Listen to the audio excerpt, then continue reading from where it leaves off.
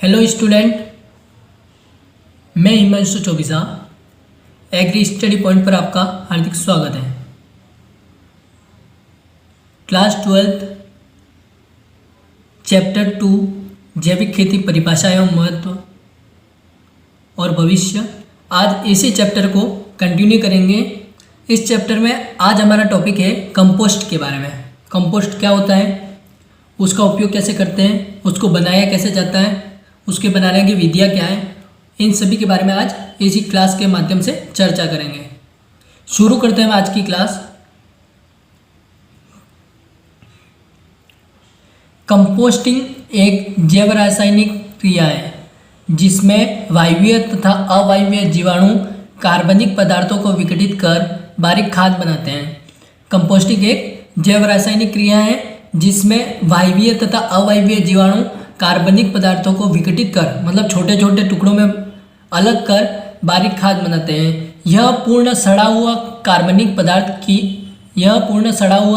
पदार्थ ही कंपोस्ट कहलाता है। जो ये छोटे छोटे बारीक खाद बनता है वो पूर्ण रूप से सड़ जाता है और इसी पूर्ण रूप सड़े हुए कार्बनिक पदार्थ को कंपोस्ट कहा जाता है।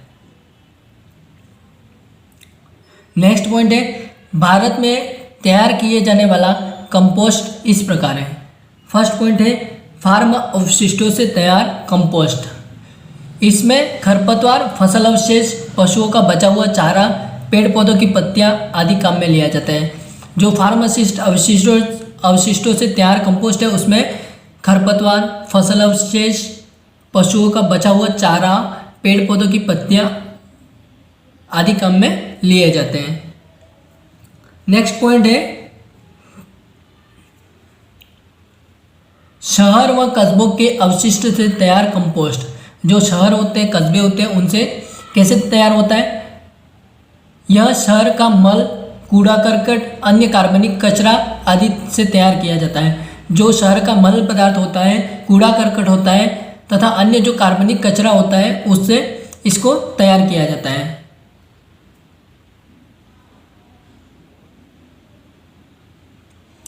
नेक्स्ट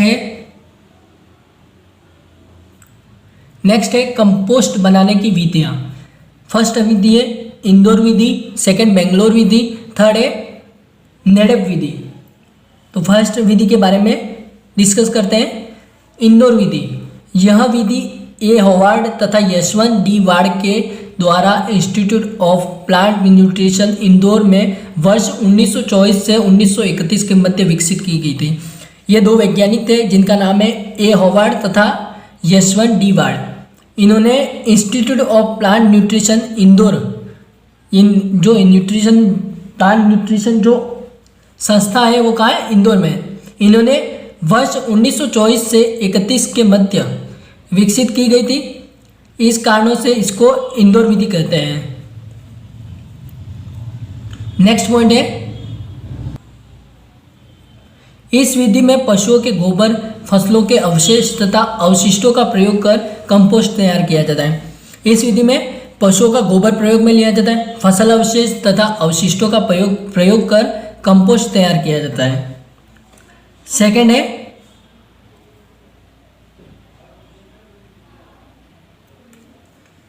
नेक्स्ट है इस विधि से कंपोस्ट बनाने की विधि।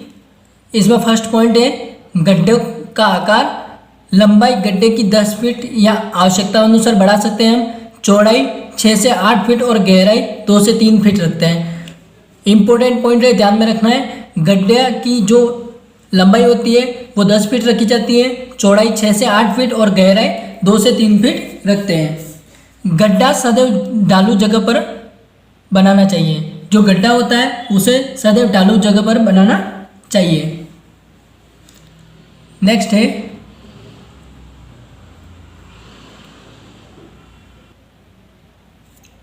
कंपोस्ट के लिए आवश्यक सामग्री। पौधों व फसलों के अवशेष, खरपतवार, गन्ने की पत्तियां, लकड़ी की राख, धान की चूरी आदि मिश्रण है। जो कंपोस्ट बनाने में काम में लिया जाता है वो है पौधों व फसलों के अवशेष, खरपतवार, गन्ने की पत्तियां, लकड़ी की राख और धान की चूरी, इनका मिश्रण होता है। नेक्स्ट पॉइंट है पशुओं की गोबर बिछावन सहित थर्ड पॉइंट, पशुओं के मूत्र से सोखी हुई मिट्टी भी कंपोस्ट में काम में लेते हैं।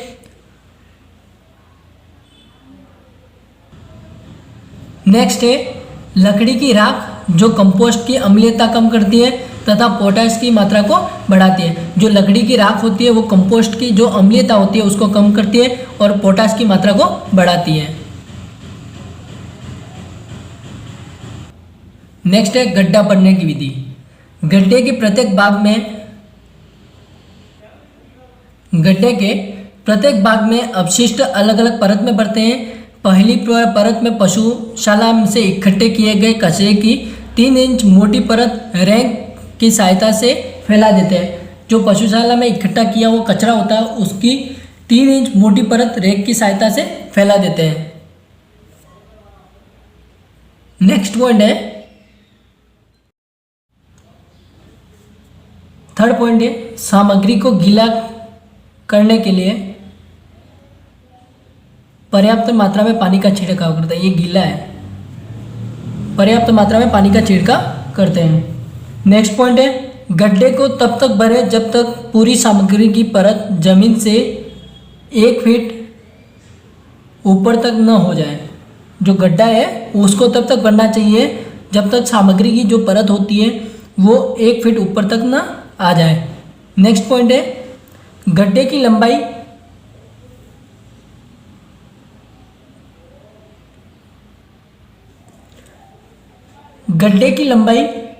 के 3/4 भाग के बनने में 6 से 7 दिन से अधिक समय नहीं लगाना चाहिए तथा 1/4 भाग को पलटने के लिए खाली रखना चाहिए। जो गड्ढे की लंबाई 3/4 भाग बनने में 6 से 7 दिन से अधिक समय नहीं लगना चाहिए तथा 1/4 जो भाग है उसको बचा कर रखना चाहिए जिससे पलटने के लिए उपयोग में ले सकें। नेक्स्ट पॉइंट है अंत में बिछावन के साथ पशु मूत्र की एक परत लगानी चाहिए। इस प्रकार कूड़े करकट तथा गोबर द्वारा प्रचुर मात्रा में पानी सोख लिया जाता है तथा इसका आरंभ हो जाता है जिससे ढेर धीरे धीरे सिकुड़ने लगता है। जो कूड़ा करकट तथा गोबर प्रचुर मात्रा में पानी को सोख लेता है तथा इसका आरंभ हो जाता है खाद बनने का और जिससे ढेर धीरे धीरे सिकुड़ने लगता है। पूरी खाद को हफ्ते में एक बार पलट दें। जो खाद होती है उसको हफ्ते में एक बार पलटना चाहिए। नेक्स्ट पॉइंट पहली, दूसरी व तीसरी पलटाई के समय पानी से भली भांति गीला कर देते हैं। जो पहली, दूसरी व तीसरी पलटाई करते हैं उस समय पानी से भली भांति गीला कर देना चाहिए। नेक्स्ट है कंपोस्ट को पलटना। जीवाणुओं द्वारा विघटन के लिए आवश्यक संपूर्ण सामग्री को भली भांति पलटकर मिला दिया जाए ताकि वायु व नमी प्रचुर मात्रा में मिल सके। जो आवश्यक सामग्री होती है संपूर्ण उसको भली भांति पलटकर मिला देना चाहिए जिससे कि वायु व नमी प्रचुर मात्रा में मिल सके। नेक्स्ट पॉइंट है गड्ढों में सामग्री दबकर भूमि की सतह तक आ जाए तब गड्ढा भरने के 10 से 15 दिन बाद पूरा अपशिष्ट पलट दे। जो गड्ढा होता है वो सामग्री दबकर भूमि की सतह तक आ जाए, जो भूमि की सतह होती है वहाँ तक आ जाए तब गड्ढा भरने के 10 से 15 दिन बाद पूरा जो अपशिष्ट होता है उसे पलट देना चाहिए। नेक्स्ट पॉइंट पहली पलटाई के बाद दूसरी पलटाई 15 दिन के बाद करें तथा अंतिम पलटाई 2 माह के बाद करें। जो पहली पलटाई होती है वो 15 दिन के बाद, जो पहली पलटाई के बाद दूसरी जो पलटाई करते हैं वो 15 दिन के बाद तथा अंतिम जो पलटाई होती है वो 2 माह के बाद करनी चाहिए। 3 माह बाद अच्छी कंपोस्ट तैयार हो जाती है। नेक्स्ट पॉइंट वर्षा ऋतु में इस पद्धति से कंपोस्ट जमीन के ऊपर ढेर बनाकर भी तैयार की जा सकती है, लेकिन ढेर की ऊंचाई 2 फीट से अधिक नहीं होनी चाहिए। जो वर्षा ऋतु में यदि हम इस पद्धति से कंपोस्ट बनाना चाहते हैं, खाद बनाना चाहते हैं, तो ढेर की जो ऊंचाई होती है वो 2 फीट से अधिक नहीं होनी चाहिए।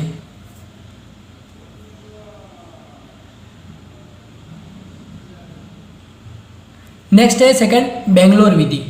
इस विधि का विकास CN आचार्य ने Indian institute of science Bangalore में किया था। CN आचार्य ने इंडियन इंस्टीट्यूट ऑफ साइंस संस्थान में बेंगलोर में है जहां उन्होंने इस विधि का आरंभ किया था। यह एक अवायवीय विधि है तथा इस विधि का प्रयोग शहरी क्षेत्रों में खाद बनाने के लिए किया जाता है। ये किस प्रकार की विधि है? अवायवीय। तथा इस विधि का प्रयोग शहरी क्षेत्रों में खाद बनाने के लिए किया जाता है। इस विधि की मुख्य विशेषता, इसके अंतर्गत खाद की पलटाई नहीं की जाती है। जो खाद, जैसे हम इंदौर विधि में खाद की पलटाई करते थे, वैसे इस विधि में खाद की पलटाई नहीं की जाती है।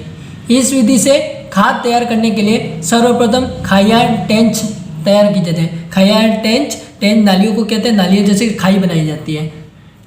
जो टेंच होते हैं उनका आकार शहर की आबादी पर निर्भर करता है। टेंच की तली में 8 से 10 मोटी अवशेष पदार्थों की एक तह बिछाते हैं। 8 से 10 मीटर की एक 8 से 10 मोटी अवशेष पदार्थों की तह बिछाते हैं। इसके ऊपर मानव विष्ठा की 2 मोटी तह बिछाते हैं।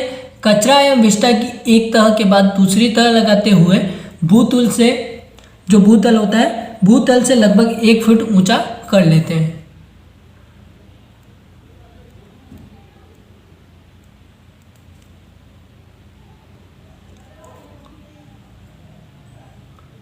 लगाते हुए भूतल से लगभग 1 फुट ऊंचा कर लेते हैं। नेक्स्ट पॉइंट है, इसके बाद इसको 2.5 सेंटीमीटर मिट्टी के परत से ढककर गोबर से लिपाई कर देते हैं। 2.5 सेंटीमीटर मिट्टी की परत से ढककर गोबर से इसकी लिपाई कर देते हैं। इसके बाद इस विधि में इंदौर विधि की अपेक्षा श्रम की आवश्यकता कम होती है। इंदौर विधि में अधिक श्रम की आवश्यकता होती थी, इस विधि में श्रम की आवश्यकता कम होती है। इस विधि में पूर्ण विघटित खाद की मात्रा इंदौर विधि से ज़्यादा प्राप्त होती है। नेक्स्ट है नेडेक कंपोस्ट। यह विधि महाराष्ट्र के कृषक नाडेप काका द्वारा विकसित की गई थी। इस विधि में निम्न सामग्री काम में लेते हैं। फार्म अपशिष्ट कंपोस्ट बनाने के लिए आवश्यक सामग्री जैसे कपास, अरहर के डंठल, गन्ने की पत्तियां आदि करीब 1400 से 1500 किलोग्राम लेते हैं। पशुओं की गोबर 90 से 100 किलोग्राम, 8 से 10 टोकरी। सूखी छनी मृदा 1750 किलोग्राम, 120 टोकरी। 120 टोकरी पशुमूत्र युक्त मिट्टी अधिक लाभकारी होती है। नेक्स्ट पॉइंट है, पानी मौसम अनुसार वर्षा में कम तथा शुष्क मौसम में प्रचुर मात्रा में 1500 से 2000 लीटर होते हैं। इस विधि में पशुओं के गोबर का कम प्रयोग किया जाता है। इस विधि में वायवीय प्रक्रिया द्वारा कार्बनिक पदार्थों का विघटन होता है।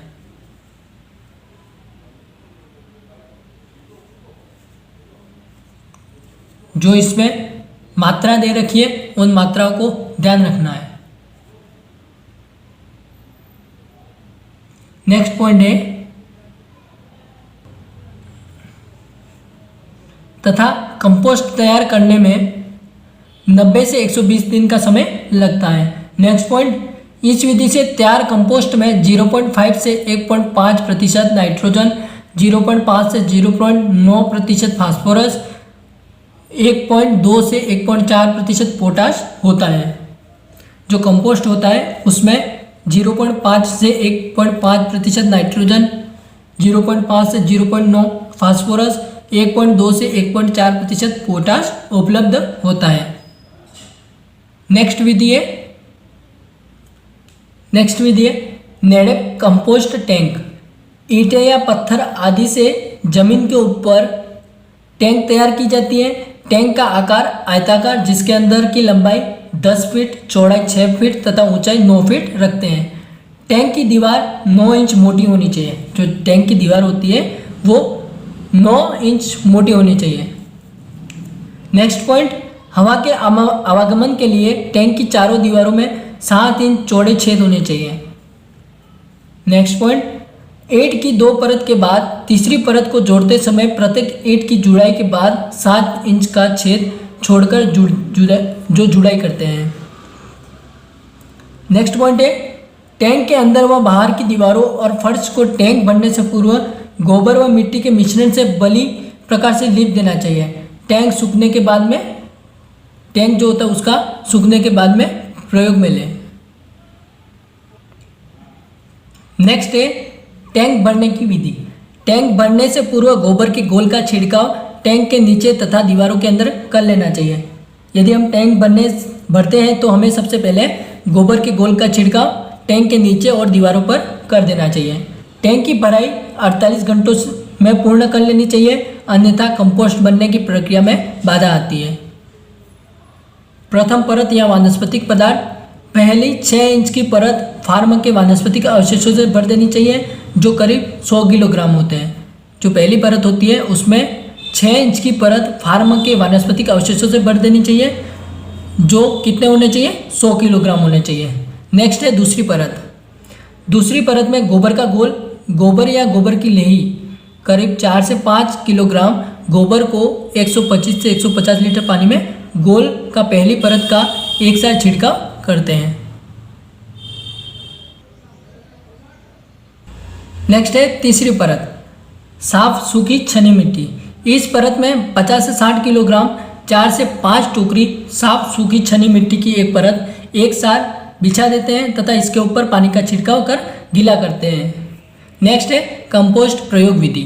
सामान्यतः फसलों में 10 से 15 टन प्रति हेक्टेयर, सब्जियों में 20 से 25 टन प्रति हेक्टेयर कंपोस्ट की मात्रा को बुआई के 3 से 4 सप्ताह पूर्व खेत में डालकर हल चलाकर मिट्टी में भली भांति मिला देना चाहिए। जो मात्रा दे रखी है मैंने पहले भी कहा था, ध्यान रखना है विशेषकर। फसलों में है 10 से 15 टन और सब्जियों में है 20 से 25 टन प्रति हेक्टेयर। नेक्स्ट है न्यू टॉपिक, वर्मी कंपोस्ट। केंचुओं द्वारा कृषि अवशिष्ट को पचाकर उत्तम किस्म का कंपोस्ट बनाया जाता है, जो वर्मी कंपोस्ट कहलाता है। वर्मी कंपोस्ट की डेफिनेशन, केंचुओं द्वारा कुछ अवशिष्ट को पचाकर उत्तम किस्म का कंपोस्ट बनाया जाता है, जो वर्मी कंपोस्ट कहलाता है। केंचुओं के अपशिष्ट मल, उनके कोकून, सभी प्रकार के लाभकारी सूक्ष्म जीवाणु, मुख्य एवं सूक्ष्म पोषक तत्व और विघटित जैविक पदार्थों का मिश्रण वर्मी कंपोस्ट कहलाता है। प्रकृति ने केंचुओं को अद्भुत क्षमता प्रदान की है। वे स्वयं के बाढ़ से अधिक मलमूत्र का त्याग कर उत्कृष्ट मतलब उच्च कोटि का कंपोस्ट बना सकते हैं, वर्मी कंपोस्ट बना सकते हैं। जो केंचुए होते हैं वो स्वयं बाढ़ से अधिक मलमूत्र का त्याग कर उच्च कोटि का वर्मी कंपोस्ट बना सकते हैं। नेक्स्ट है वर्मी कंपोस्ट में 1.2 से 2.5% नाइट्रोजन, 1.6 से 1.8% फास्फोरस तथा 1.0 से 1.5% पोटाश की मात्रा पाई जाती है। इस कंपोस्ट में एक्टिनोमाइसीटीज की मात्रा गोबर की खाद की तुलना में 8 गुना अधिक पाई जाती है। याद रखना, गोबर की खाद की तुलना में एक्टिनोमाइसीटीज की मात्रा कितनी पाई जाती है, 8 गुना अधिक पाई जाती है। वर्मी कंपोस्ट में सूक्ष्म पोषक तत्व संतुलित मात्रा में तथा एंजाइम व विटामिन भी पाए जाते हैं। नेक्स्ट है केंचुओं के प्रकार। प्रकृति में लगभग 700 किस्म के केंचुए पाए जाते हैं। कितने किस्म के? 700। इनमें से 293 प्रजातियों को लाभकारी पाया गया है। मुख्यतः 3 प्रकार के केंचुए अधिक लाभकारी होते हैं। बात करते हैं उन केंचुओं की। फर्स्ट है एपिजिक। ये भूमि में 1 मीटर की गहराई तक ही जाते हैं और कृषि अपशिष्टों को अधिक खाते हैं। वर्मी कंपोस्ट बनाने में इन्हीं केंचुओं का प्रयोग किया जाता है। ये भूमि की 1 मीटर की गहराई तक जाते हैं और कृषि अपशिष्टों को अधिक खाते हैं और कंपोस्ट बनाने में इन्हीं केंचुओं का प्रयोग अधिक मात्रा में किया जाता है। कुछ प्रजातियां इनकी जैसे पेरेनिप्स है, आर्वोसिकोली है, फेरेटिमा है, इलोनगेटा है, आइसिनिया फोएटिडा है आदि। नेक्स्ट है इंडोजिक।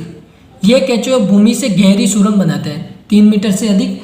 ये केंचुए कृषि अपशिष्टों को कम व मिट्टी को अधिक खाते हैं। यह किस्म जल निकास के लिए उपयोगी है। नेक्स्ट है तीसरा है डायोजिक। यह केंचुए 1 से 3 मीटर की गहराई पर रहते हैं एवं दोनों प्रजातियों के बीच के श्रेणी में आते हैं। नेक्स्ट पॉइंट है राजस्थान की परिस्थितियों से आइसिनिया फोइटिडा प्रजाति के केंचुए सबसे उपयुक्त पाए जाते हैं। लंबाई इनकी 3 से 4 इंच, वजन आधा से 1 ग्राम। ये लाल रंग के होते हैं जो 90% कार्बनिक पदार्थ व 10% मिट्टी खाते हैं। तापमान, नमी एवं खाद्य पदार्थों की उपयुक्त परिस्थितियों के केंचुए 4 सप्ताह में वयस्क होकर प्रजनन योग्य हो जाते हैं।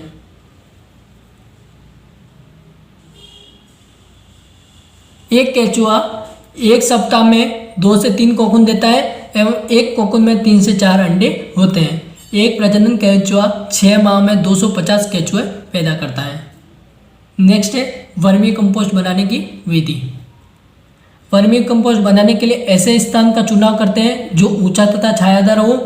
केंचुए अंधेरे में अधिक क्रियाशील रहते हैं। जो अंधेरा होता है उसमें अधिक क्रियाशील रहते हैं। प्रजनन एवं खाद्य निर्माण क्रिया के लिए 30% नमी और 20 से 30 डिग्री सेल्सियस तापमान आवश्यक है। वर्मी कंपोस्ट बनाने के लिए बेड या क्यारी की लंबाई 40 से 50 फीट और चौड़ाई 3 से 4 फीट रखते हैं। लंबाई व चौड़ाई को आवश्यकता अनुसार कम व ज़्यादा कर सकते हैं।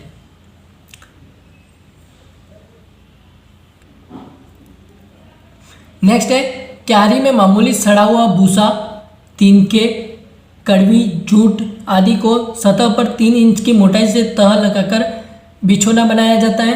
बिछावन को पानी से नम कर दिया जाता है। इस बिछावन पर 2 इंच मोटाई की एक परत कंपोस्ट या गोबर की बिछाई जाती है और पुनः पानी से नम कर देते हैं। नेक्स्ट पॉइंट है इस परत पर वर्मी कंपोस्ट या जिसमें केंचुए व कोकून होते हैं डाल दी जाती है। इसके ऊपरी परत पर गोबर व मामूली सड़ा हुआ कृषि अपशिष्ट पदार्थ मिलाकर बिछा देते हैं। इस तरह से परतों की ऊंचाई 1.5 फीट ऊंची हो जाती है। जो परतों की ऊंचाई होती है वो 1.5 फीट ऊंची हो जाती है। इसको घास या टाट से ढक दिया जाता है। इस ढेर पर समय समय पर पानी का छिड़काव करना चाहिए। इस उचित परिस्थितियों में वर्मी कंपोस्ट 60 दिन में बनकर तैयार हो जाता है। कितने दिन में बनकर तैयार हो जाता है? 60 दिन में। नेक्स्ट है वर्मी कंपोस्ट के लाभ। वर्मी कंपोस्ट देसी खाद की तुलना में अधिक श्रेष्ठ किस्म का होता है। जो वर्मी कंपोस्ट होता है वो देसी खाद की तुलना में अधिक श्रेष्ठ किस्म का होता है। इसमें गोबर की खाद की तुलना में अधिक मात्रा में पोषक तत्व पाया जाता है। जो गोबर की खाद होती है उसकी तुलना में वर्मी कंपोस्ट में अधिक पोषक तत्व पाए जाते हैं। वर्मी कंपोस्ट के प्रयोग से मृदा की जल धारण क्षमता बढ़ती है, अतः भूमि का कटाव रुक जाता है। वर्मी कंपोस्ट का यदि हम प्रयोग करें तो मृदा की जल धारण क्षमता बढ़ती है और भूमि का कटाव रुकता है। नेक्स्ट है वर्मी कंपोस्ट में एक्टिनोमाइसीट्स की मात्रा देसी खाद की तुलना में 8 गुना अधिक होने से फसलों में रोग प्रतिरोधकता बढ़ती है। जो वर्मी कंपोस्ट होता है उसमें एक्टिनोमाइसीट्स की मात्रा देसी खाद की तुलना में 8 गुना अधिक होने से फसलों में रोग प्रतिरोधकता बढ़ती है। नेक्स्ट है वर्मी कंपोस्ट के प्रयोग से खेत में ह्यूमस की मात्रा बढ़ती है। यदि हम वर्मी कंपोस्ट का प्रयोग करेंगे तो खेत में ह्यूमस की मात्रा जो होगी वो बढ़ेगी। वर्मी कंपोस्ट के प्रयोग से खेत में खरपतवार और दीमक का प्रकोप कम हो जाता है। केंचुए ऑक्सिन नामक हार्मोन का स्त्राव करते हैं जो पौधों की वृद्धि एवं रोग रोधी क्षमता बढ़ाता है। जो केंचुए होते हैं वो ऑक्सिन नामक हार्मोन का स्त्राव करते हैं जो पौधों की वृद्धि एवं रोग रोधी क्षमता बढ़ाते हैं। वर्मी कंपोस्ट टिकाऊ खेती के लिए बहुत महत्वपूर्ण तथा यह जैविक खेती की दिशा में एक नया कदम है। नेक्स्ट है प्रयोग विधि। वर्मी कंपोस्ट का उपयोग विभिन्न फसलों में अलग अलग मात्रा में किया जाता है। जो वर्मी कंपोस्ट का प्रयोग किया जाता है वो विभिन्न फसलों में मात्राएं अलग अलग होती हैं। खेत की तैयारी के समय 2.5 से 3 टन प्रति हेक्टेयर की दर से प्रयोग जुताई कर मिला देते हैं। खाद्यान्न फसलों में 5 से 6 टन प्रति हेक्टेयर वर्मी कंपोस्ट का प्रयोग किया जाता है। जो खाद्यान्न फसलें होती है उसमें 5 से 6 टन वर्मी कंपोस्ट का प्रयोग किया जाता है। वर्मी कंपोस्ट भुरभुरा होने के कारण कृषक इसका उपयोग बुआई के समय ओर कर भी करते हैं। जैसे छिड़काव करके किया जाता है ना, वैसे उसे ओर कर भी करते हैं। इसी के साथ आज की क्लास हमारी यहीं पर समाप्त होती है। जय हिंद, जय भारत।